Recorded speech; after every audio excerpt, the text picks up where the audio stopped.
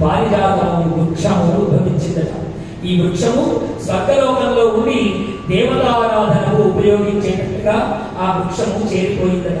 ఇప్పుడు భూలోకంలో కూడా పారిజాత పుష్పాలు మనం చూస్తూ ఉన్నాం. అయితే పారిజాతం చెట్టుకి ఒక గుణం ఉంటుంది.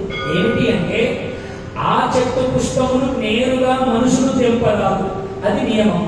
మరి భూలోకంలో పారిజాత వృక్షం అయితే ఉన్నది, మరి ఆ చెట్టు పూలన్నీ పూసిన తర్వాత పనికి రాకుండా మనం తెంపకుండా ఉంటే ఎట్లా? అందుకనే భగవంతుడు తనంతట తానే మన ఇంట్లో పారిజాత చెట్టు ఉందనుకోండి, తెల్లారి వరకు కల్లాపి చెందినట్టుగా భూమి మీద మొత్తం పరిచి ఉంటాయి. భగవంతుడే తన ఆరాధనకు సిద్ధం చేసుకుంటాడు ఆ పుష్పాలని.